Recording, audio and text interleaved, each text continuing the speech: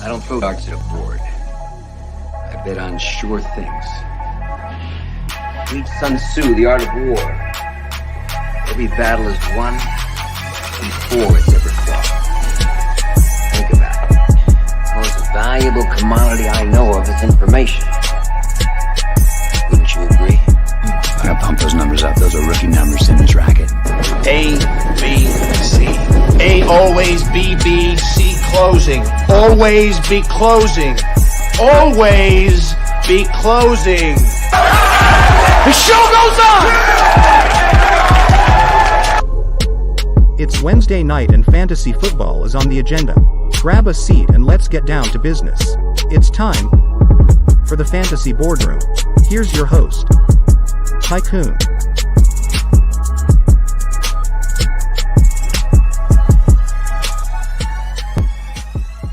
And welcome to the Fantasy Boardroom. This meeting is called to session. Welcome.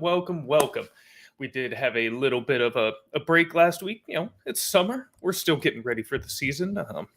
Still news coming out, so no need to rush. We need to prepare, but we don't need to rush. So just took it off a little bit. Now we're right back to it. Thank you for attending.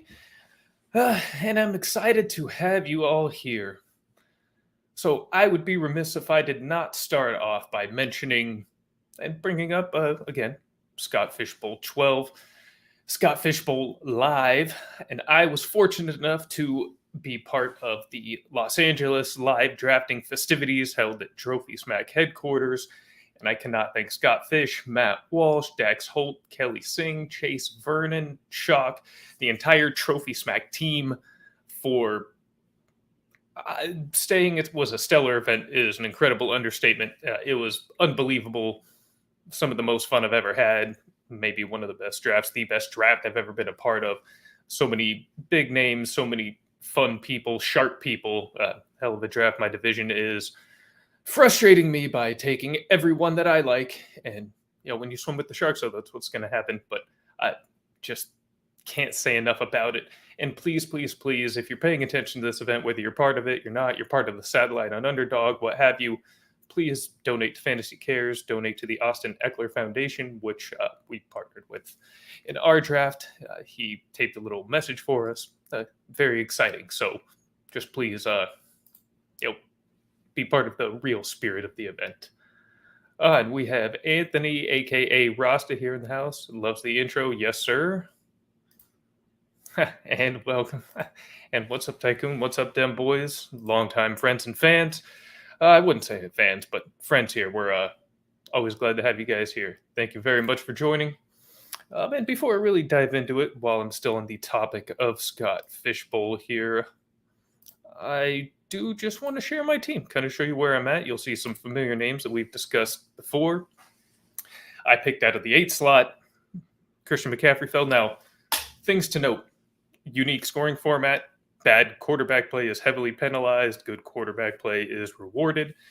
It is super flex, so QBs go early and they go often. So if you're wondering how Christian McCaffrey fell to the 8th spot, that's why. It is also a tight end premium league, so there are bonus points that it really benefits those at the top of the tight end pack.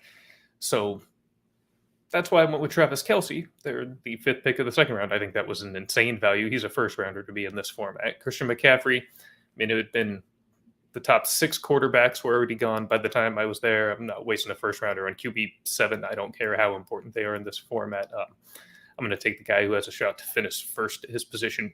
You got to play for upside. It's a huge tournament. You have to take some chances. It's really the only shot you have. Definitely a fan, definitely a friend. Yes, sir, Ant. Same both ways. And Dustin in here. Well, we'll talk about the Cowboys later. We have a Cowboy on this list tonight, Dustin, so it'll be fun as part of our discussion. Again, I just kind of had to take the way the value fell to me. We had Devontae Adams falling to the 3rd, A.J. Brown the 4th, Deontay Johnson in the 5th. Again, no quarterbacks were really falling to a proper spot that I was really willing to take them. So I just again, took the value. Alvin Kamara falling to the 6th never was the plan. I've been fading this guy hard, but at the end of the 6th round, no matter what the format, I don't care if he is suspended for the first 6 games. Having a duo of McCaffrey and Kamara with those pass catchers is something I think has a lot of potential. I'm very high on Zach Wilson for the year. Jameis Winston, the problem is interceptions are penalized very, very heavily, -4 points. So there's some risk there. But again, you have to take some shots. Deshaun Watson, whether or not he plays, we shall see. Again, risks that had to be taken. Melvin Gordon, I thought, was a great spot there. RB32, I think he'll finish higher than that. He is still good at football, contrary to what anyone may tell you, and is in an improved offense. Yeah, Javonte will probably have a better season, sure, but that's not the point here. We're talking about value. Garrett Wilson to stack with the other Wilson and Zach. Ronald Jones is an upside play, just hopefully playing for a coach that doesn't hate his guts. He's a great runner. I mean, we know he has his flaws. Nobody's trying to say Rojo's perfect, but the man is very, very talented. And hopefully we'll get a chance to do a little something there. And then Juice Landry there in the 13th stack there with Winston. Olavi got picked off right before me where I was going to actually take where I took Wilson there in the 11th. So I didn't get to go for that, but I was able to at least get Jarvis a little later on. So beautiful stuff. Wilson is here. Yes, we love Wilson. Big friend of the show as well. Thank you for joining, brother. How these experts let you draft this team. QBs are risky, but in this type of league, you're trying for... Yeah, that's exactly it. See, this is a high risk team, but if it hits, that this could be one of the better teams drafted, in my opinion. I mean, it's really going to hinge on how those QBs play. That's everything. And frankly, though, had some other players I had been eyeing. I did not get Etienne or Bateman in this draft, and am still kind of crying myself to sleep every night about it. This team would look a little, all things considered, I'm pretty happy with how it went. So no real complaints. It's really how sharp I really think everybody that we drafted with there in Los Angeles is. And also, final note there on the draft is that the man himself, Scott Fish, did make an appearance. And yes, he is just as awesome as you may imagine. Nicest guy in the world. I think him, and I also had the chance to meet Tom Everett Scott, probably the two nicest human beings that I've ever met in my entire life. So we'll just give them a little shout out there. Tonight, we're going to have two main topics of discussion, and that will be quarterbacks for the upcoming season and prop betting resources. Some are going to be baseball specific, as we are still in baseball season, coming out of an all-star game that I didn't watch. The Derby was great, though. Julio Rodriguez, baby, J-Rod.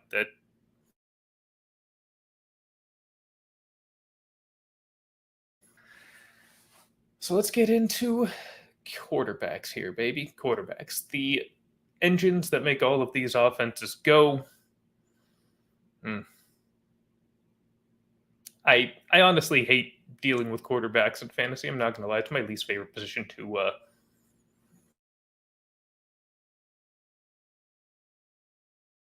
the least, I don't know, debated position for the most part. I mean, yeah, there might be, is Patrick Mahomes now QB4, that kind of, but I mean, in general, your top 10 to 15 guys, most are in agreement, slight disagreements on order, usually not a lot that's major. To me, it's overall kind of boring, but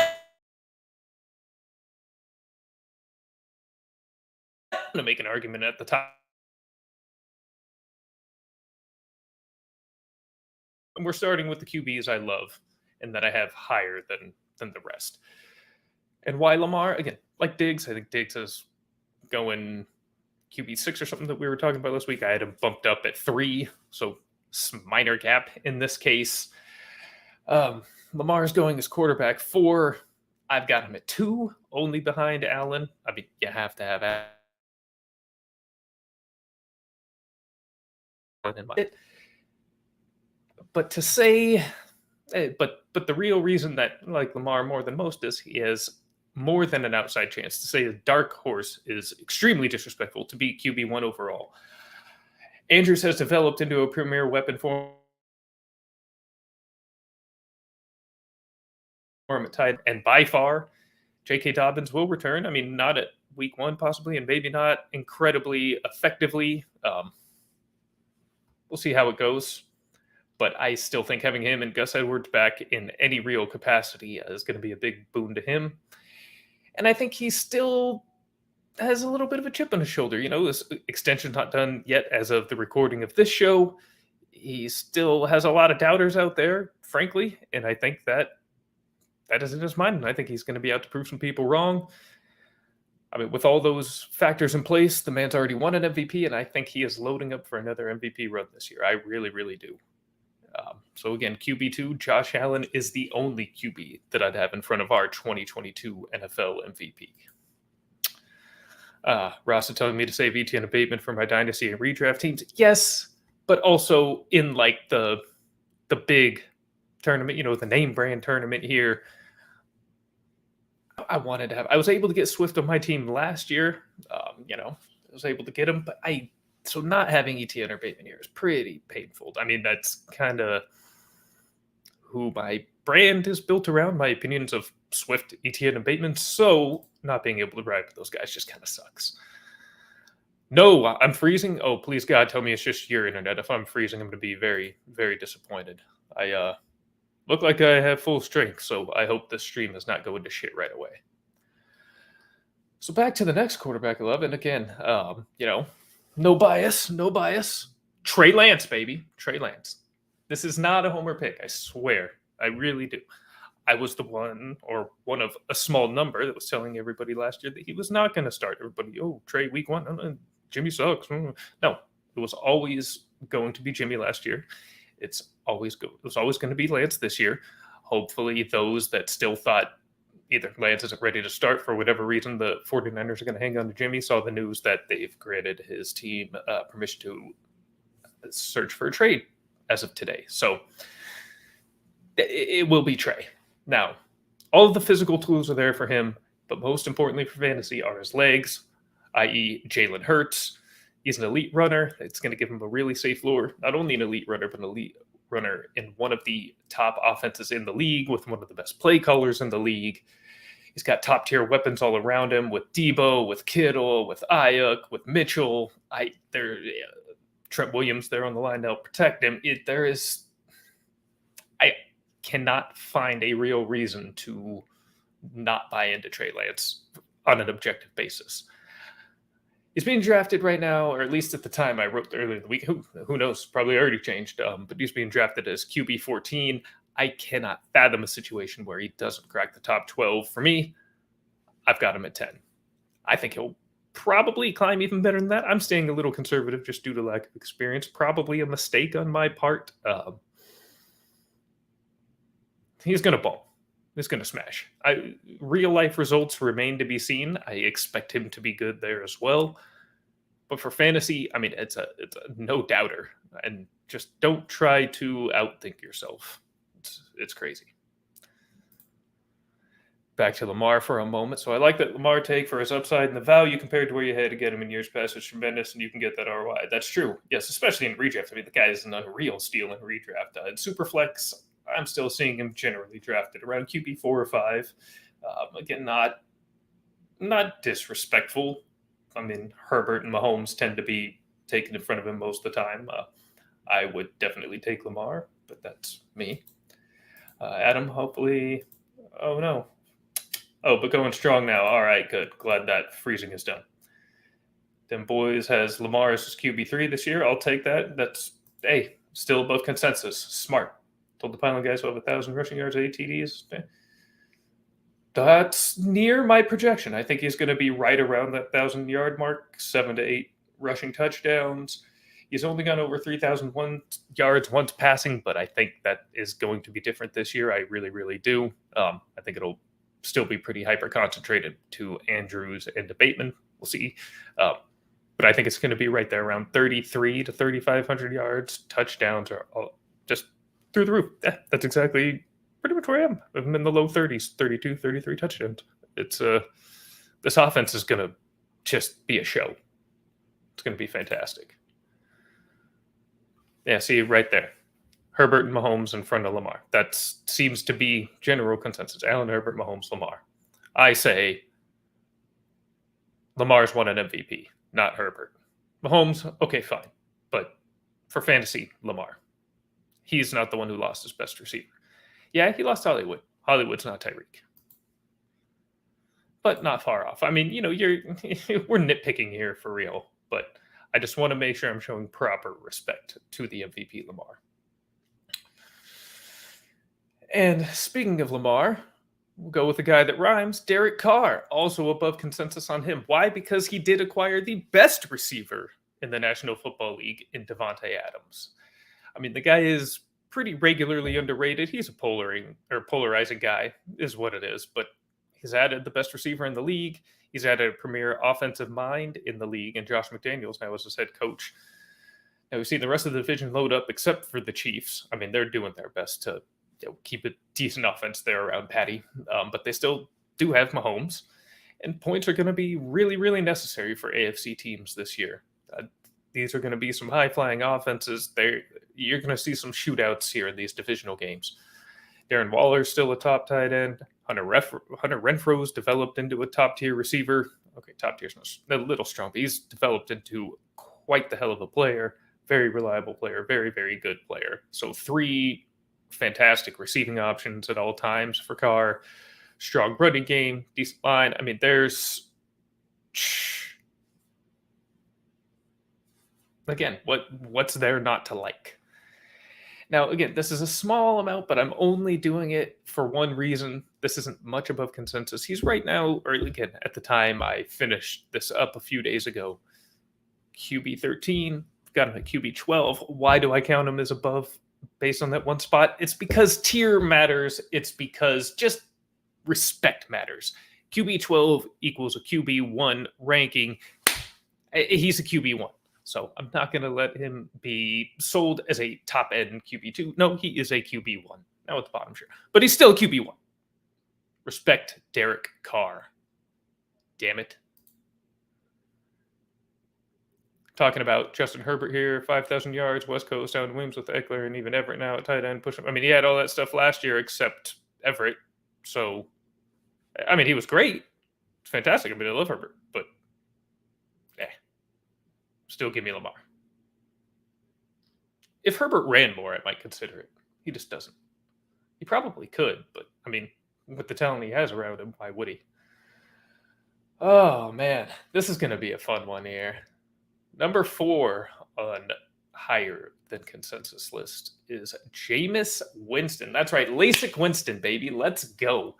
Honestly, just throw out last year. It's a completely different ballgame, completely different situation going on over there in New Orleans. So he had no receivers last year. I mean, he had nothing in the time that he was playing. Now he's added Jarvis Landry there, Chris Olave, and probably Michael Thomas.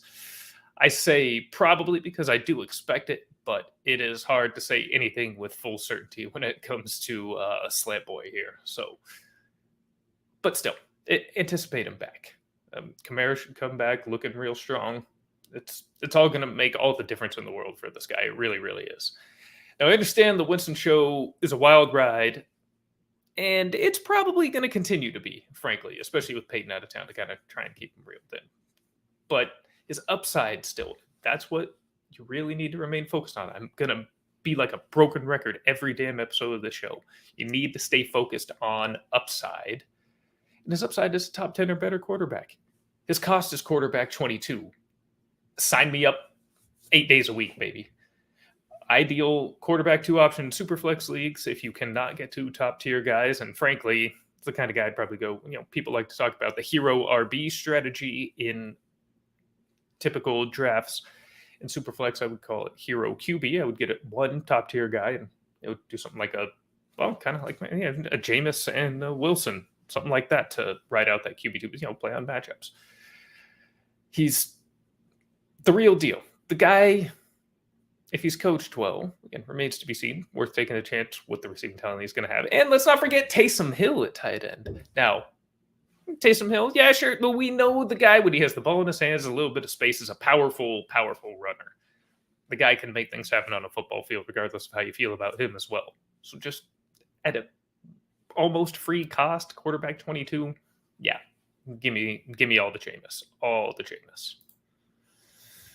Back and forth with Aaron Rodgers at 12 and 13. That's fair. I'm just going with the guy who has the best receiver in the league when it comes to that discussion. That's all. Especially one that Green Bay did not replace on the other end. Sammy Watkins. So, I mean, week one, Rodgers might be better than Carr. We'll give that. Week one, Sammy Watkins too. But after that, honestly, I'm lower on Rodgers than I've ever been. And I think he makes an appearance later on. So, spoiler. Thanks a lot, Ant. Moving on. Another guy that people don't like. Frankly, I'm not a big fan. I'm really for fantasy I am, but not a fan. But it's Kirk Cousins. You like that? You do like that. You love it. You can't get enough of it. Why? Because you also know that he's ranked too low. It feels gross to draft him all the time, but you can't stop taking Justin Jefferson. You can't stop taking Dalvin Cook. You can't stop taking Adam Thielen. Who's running all this shit? It's Kirk. Put some respect on the man's name for fantasy purposes. For fantasy purposes only. I mean, I still probably have him too low because I have him outside of QB1 territory. He's my number 13. His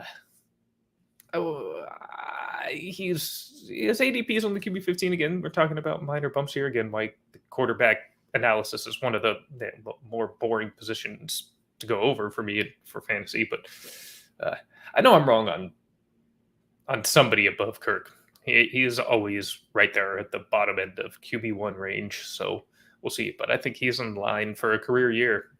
I mean, third year Justin Jefferson, just ascending each year. Kevin O'Connell in town. Thielen's still effective. This is wheels up for Kirk. Again, kind of gross. I know nobody likes it, but you are going to like that when he leads you to a title. What can I say? Now we got to get to the guys we're a little bit lower than consensus on. After Kirk 14, thinking Baker 14. See, that's exactly it right there, though. I mean, I guess it says, some of us are probably a little too high on Baker. I've been too high on Baker before, but yeah, 14 and 15. Ooh, see, ranking Kirk with Baker right there, thinking of him in the same light as Baker Mayfield shows the disrespect that we all have for Kirk Cousins. The man is going to be a very, very valuable fantasy quarterback, as he always is. And we see it every year, and yet people still deny it every year. It's the most insane fantasy phenomenon to me. It's like Brandon Cooks the last few years. Oh, this year he's at an ADP that I am not comfortable buying in at now at this point. St. Evo, my dog indeed. Welcome, sir. I don't think we've had you in the boardroom before, so thank you for joining us, sir. St. Evo is a regular for us on Sleeper and a Discord. It's very exciting. He's a big friend of the show as well. So thank you very much for joining us, Saint. Hope you enjoy. Hope you're getting your fantasy football prep. I know it was last year, but even last year, as he continues to finish a QB1, and that's what I'm saying. He has a QB1 every year. Like, that's all. That's all I'm saying. Last year, comparing him to Baker to me is wild. Even last year. Especially last year. Forget Baker. Yeah, damn boys, Kirk is way better. I mean, it's a lot easier to say right now, but yeah, of course he is. Of course he is. All right, lower the consensus. And I love saying this one. And I actually had a little discussion about this person last night who, surprisingly, I think was on my side, which I don't run into too much in the fantasy community because he is better for fantasy in real life by a notable margin, in my opinion. And that is one Kyler Murray. Yes, K1. I simply do not believe. I don't believe in Kyler. I don't believe in Cliff. It's similar to Russ Wilson in fantasy a lot of these years. It's insane first halves. I mean, blows you away. You're putting up 40-point weeks. You're like, oh my God, this guy's going to be the fantasy MVP. And then the second half of the year, they just fall apart. The wheels come off like clockwork. And I don't trust this. So I just don't trust this team at all. Hopkins is going to be suspended for the first 6 games. And I like Hollywood Brown, but he is not DeAndre Hopkins. So I'm kind of worried about that first half of the season this year, too, when it comes to the Cardinals. He'll still have some big weeks. He has a lot of natural ability, strong talent. He'll have some weeks where he pops off, no doubt at all. But I am more than okay missing out on those performances for the 10 plus weeks that are going to be mediocre or worse. He's going as a top 5 QB, which to me is lunacy. I've got him bumped down QB8, which is probably still too high. But again, rushing quarterbacks, you got to get a little extra to it. It's just how it is. Yes, sir. Sleeper squads. He is one of our most active people there in the squads, and we've been winning. We have been winning. If you're not in the squad, hit me up. Check my Twitter. I post the invite link regularly. Baseball betting starts again tomorrow. Make sure you're in there.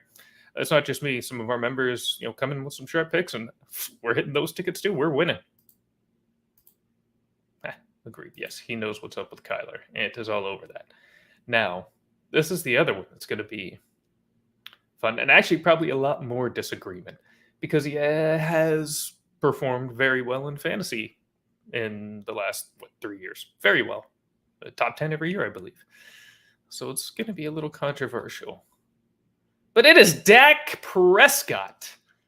Yes, I am down on Dak Prescott this year versus his ADP. I mean, way down. So Cowboy fans, just cover your ears for this. You can mute me. Them boys, you can come back. Dustin, you can come back. Or be enlightened. So the ascension of other QBs and the departure of Amari Cooper are the two primary factors which lead me to say that Dak does not hold his same status as a fantasy QB. I think Cooper is a huge loss, bigger than people are making it out to be. And I'm a little concerned about Dak's fantasy performance the second half of last year, actually. He had a couple good games mixed in there, but overall it was not very strong for fantasy purposes. He turned it on in weeks 16 to 18, but 18 doesn't matter. And week 16 and 17 don't really matter when week 15 was trash and you were eliminated. So I have pause for those reasons. And frankly, I also think the Cowboys offense is going to take a small step back this season. I still like Zeke because of where he's being drafted. It's still going to be a good offense for sure, but I don't know if it's going to be looked at as one of the most explosive offenses in the league this season. CeeDee Lamb, I think, still has a little bit of growth to go. We'll see how he does as a full season of being the real number one. I mean, he's done it in spot games without Cooper, but we'll see how he does being the man. And not even having Gallup for, I am actually not sure when he's slated to return, but I mean, having torn his ACL at the end of the season, not going to be an early season return for Gallup. So with just Lamb and Schultz running around, we'll see. And I think it's going to limit Schultz's effectiveness as well. Part of what made him so effective last year is he was wide freaking open on friggin' every pass he caught. He is not going to be that open this year, believe you me. So I just have my reservations about Dak. And again, losing Cooper, the ascension of other quarterbacks. He's being drafted at QB7. That is just way too rich for my blood. QB14 is where I've got him.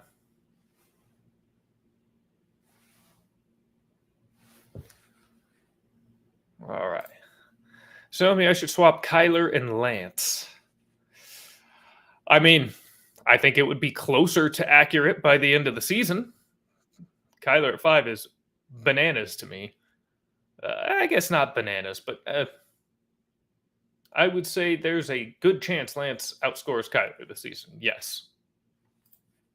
Better offense, better weapons, better situation. It should be. I haven't really compared the two schedules. They'll be very similar, though, since we're both in the same division. So basically the same schedule. Yeah, give me Lance. I'm basing everything off of 6-point pass touchdowns. I did not mention that. It feels like the 4-point passing leagues have largely dissipated. Obviously, they're still around, and I think the standard still on some sites. But I do think that 6-point passing TDs have become kind of the primary or the preference for the majority of the fantasy community. That's my read on it. I could be off, but because of that, that's not what I'm basing it off of.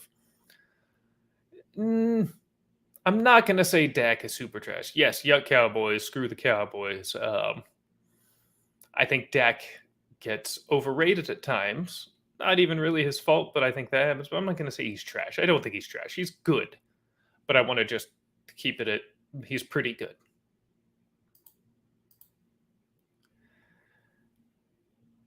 Huh. Tampa Bay signed Kyle Rudolph. Breaking news. All right. Not feeling great. Or, yeah, I mean, definitely not. So, interesting. Kyle Rudolph, though. Is the best available? Interesting. Gronk really isn't coming back. Huh. I'm not touching any of those tight ends. I mean, give me Evans. Give me Godwin if you get him at a good price. Give me Lenny. I want no part of the tight ends there. Now we're circling back for you, Anthony, to your waffling of QB 12 and 13, and that is A-Raj. Yes, A-Raj. He's honestly, it's really similar logic here for me as it is for Dak Prescott. Lost his elite receiver, albeit a much, much better one in Devontae Adams versus Amari Cooper.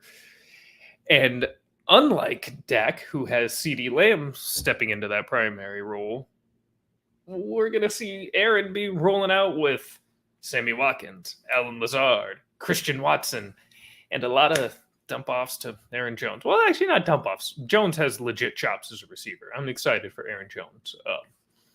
He's not going to have the 30% target share like he had last year in games that Adams missed. Unexpected. You have to adjust as necessary, but I still think he'll have a high target share and will perform tremendously in the pass game.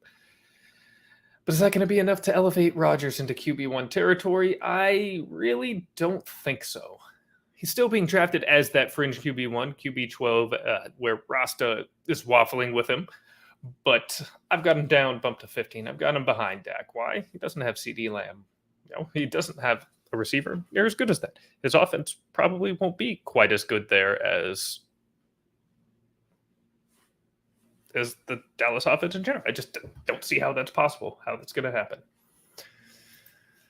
So, yeah, he's my QB 15. He'll still have some high-scoring games. Obviously, he's Aaron Rodgers, but it's going to be a more modest output than we're used to for him for fantasy purposes.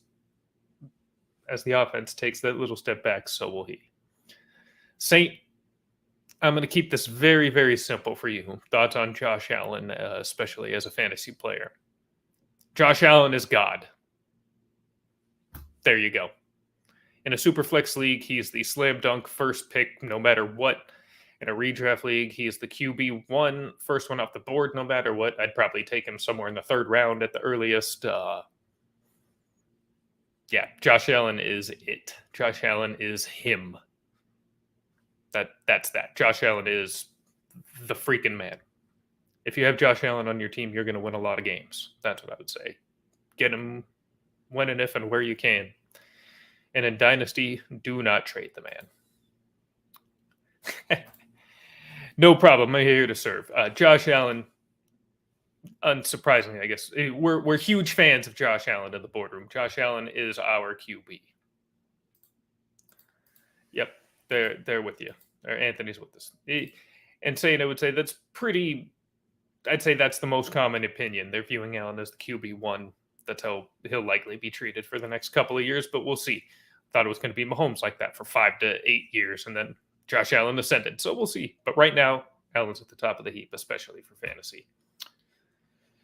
And we'll get to the final and most brief of the QBs that I am much lower on the consensus, and that is just Ryan Tannehill.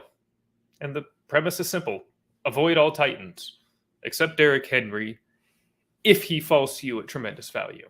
And even then, this is just going to be a bad offense. It's freaking gross, so no Titans, no thanks. That's it. Just don't draft him. I don't even have him ranked because just no. Now we're going to go to the late grabs, and we're going to circle back because it bears repeating, and that's Jameis Winston. Again, late grab, why? Because he's going as quarterback 22. So the upside at that price is unmatched at the position. Really the only guy that you can get that late that has a chance of being a top-level fantasy quarterback. Second one, though, a little less obvious, and you might have guessed this based on my Scott Fishbowl roster earlier, and that is one MILF Hunter, Zach Wilson. Yes, I think he's proved to us over the last couple of weeks that he is capable of handling the NFL in terms of dealing with, we'll say, distractions and situations. Not about the X himself, just how he approached it, how he's handled it since all this kerfuffle broke. He also has the talent. I mean, the guy's got a hose for an arm. The guy's tough. The Jets have added additional weapons for him. Another Wilson, a stud Wilson. I'm a big Elijah Moore fan. We love Elijah Moore in the boardroom. And it may not be the breakout year, but you're definitely going to see a massive leap in some ascension from Zach Wilson this year. He is going to have a good season. It's going to be a massive leap over last year because he was, very poor last year. But a lot of rookie quarterbacks and a lot of quarterbacks that become very, very good have rough rookie years. So we're going to give him some leash.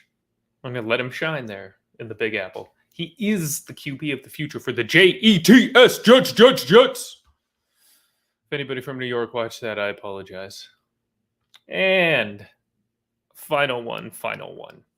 Mitch Trubisky. Now, I don't love Mitch. I just want to be upfront about that. In my many, many private football conversations that I have daily over the last 4 or 5 years, I've talked a lot of smack about one Mitchell Trubisky. That said, he will be the week 1 starter, and I think he'll play well enough to keep the job over the rookie Pickett. I really do. He's completely free, absolutely free as QB 33 off the board. So there's really no reason not to draft him in Superflex. And there's really no reason not to keep an eye on him on waivers if you're in one quarterback, should an emergency present itself, depending on how deep your benches are in said league, so to speak. He does have his flaws, but we've also seen some high-level performances from Trubes. He's got good players around him. He's got Deontay Johnson. He's got Chase Claypool. I don't love Claypool, but I will be fair and say he is a good receiver. He's got flaws, but he's good. He's got Pat Freiermuth, and of course he has Najee Harris. So he has the weapons. He has some legs. He can run in the AFC North. That's probably going to matter in some of these bad weather games. And the AFC North is a tough division, so he's going to face some, he's got a bad line too. He's going to be on the move at times. You'll definitely see some rushing yardage from the man. Really, though, despite whatever negative that there might be around him, whatever risks that there might be surrounding Mitch, he's quarterback 33. Again, upside. He's not going to be, his upside isn't in the top 10, but he could be there in the 15 to 20 range with a really good season, and especially in a super flex league. That is money. That is gold. Absolute gold. So at the cost of free, give me some Mitch. Oh, let's see here. Anthony asks if Hill resigned in KC and they still signed Juju with him. Is it close with Allen and Mahomes? I would say no. No, just because of how much Allen runs and he racks up the stats in an unreal way and still in a way that Mahomes doesn't quite, especially with the rushing. We know Mahomes can run, but Allen really runs. Mahomes scrambles and runs when he has to. Allen is there to take off quite a bit. Saint asks, as an Eagle fan, my thought on Jalen Hurts, a guy like many in this game that I think is much better for fantasy than he is in reality. I'm not particularly high on Jalen as a real-life quarterback, frankly. He did impress me at times last year, but I still have my doubts about him as a thrower.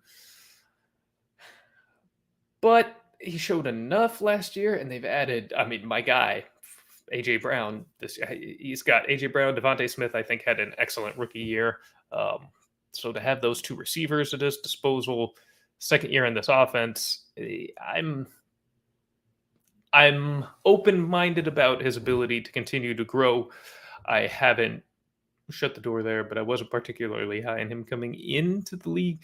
He didn't show a whole lot last year that made me change my mind in terms of winning football games. But from a fantasy perspective, dude is the top 10 lock. I think I've got him at QB 6 or something. I have him way high up for fantasy. He's still going to run passing numbers, even if he doesn't necessarily improve in terms of ability and execution in a tremendous way. It's hard to see his passing production not going up as well this year with the receivers. So we'll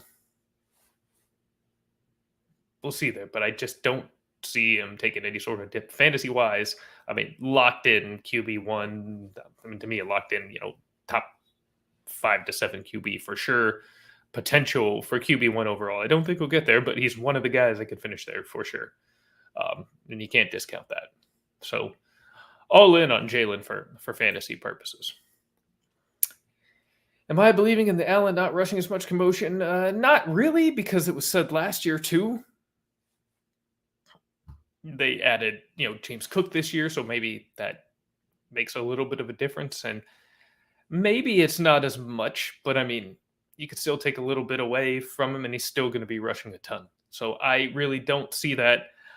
Allen is a little bit of an improvisational player at times. I mean, I still think he's going to take off at times when it's not designed. So I don't think that's going to have much of an effect in terms of his fantasy. No. And that closes where I'm at with the QBs, but I did mention earlier that I also wanted to bring up some prop betting resources, specifically for research, just some more common ones, easier to access ones, just some that I think pretty much any prop bettor should be taking a look at. And we'll expand on this with each sport as each season starts. So I'll throw some general ones for other sports, and of course, one here specifically for baseball. So we're going to start props.cash. Very popular, very common. It is a subscription-based service, but I will tell you it is worth every penny. Tremendous statistical resource. And I encourage you, if you are a prop bettor in any way, subscribe to props.cash. Pine Sports is another one, pine-sports.com.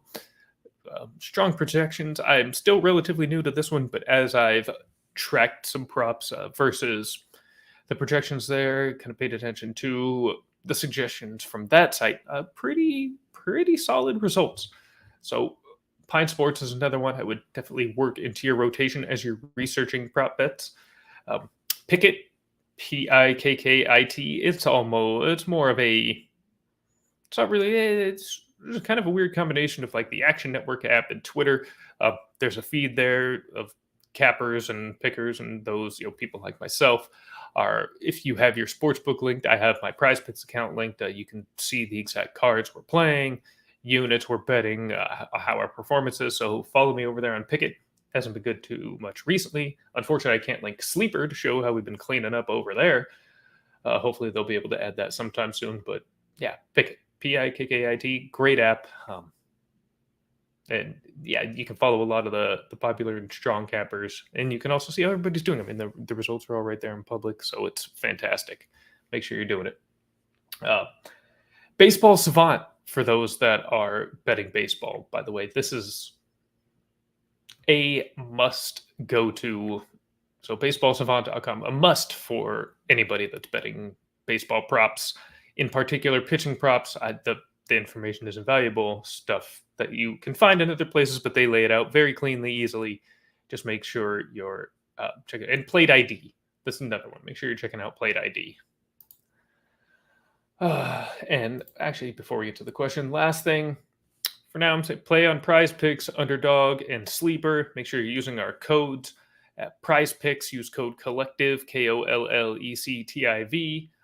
Underdog, same thing. And Sleeper, please use my code refer-FF_Tycoon. Reach out to me anytime for a link. Come join our squad. Again, we are just cleaning up every day. Can't wait for tomorrow. Get back in there with the boys. Speaking of, Saint, one of those. So yeah, join him more often. You got to hit the bed. That's all right. I know Saint has an early shift. He works very early. Appreciate you even hanging this late, my man. Hopefully we'll catch you soon. Thank you very much. Glad you were here. And boys, I don't think there'll be as many design runs, but he knows that running is normally his best option. We're referring to Allen when the pocket collapses, so he'll get his. Exactly. That's exactly it. He'll fly by the cuff, or it'll be off the cuff like that quite a bit for Allen. He's not going to stop running until he's really threatened by coaching for running, which won't happen. We're going to see him run. So yeah, Prize Picks Underdog Sleeper. Check out your books if you're able to straight bet. Always better to straight bet versus parlay if you can. Prize Picks and Sleeper and the like do require you to parlay. Just the rules, but it is what it is. But yeah, definitely come join me on Sleeper. Join the squad. We are just is beautiful. We had a great Sunday before the All-Star break. It was a big, good vibe in there. Fantastic. And the more the merrier. It's so much fun. And again, kind of leads into just a reminder that as we go into the season, football season in particular, you're going to see a lot more prop betting coming from the Rogue team, the Rogue Bets team. Shout out Fox for just being the most badass artist ever that we've got him. So, boom. Love it. Reach out to me if you want a sticker too, by the way. Shoot me a message. Shoot me a DM. I'll send something your way. But you got to promise to slap it on something and send me a picture.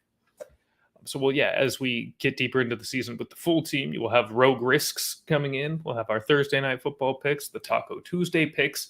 And, of course, in the meantime, there will be picks coming from me once things start again tomorrow on a daily basis via Twitter.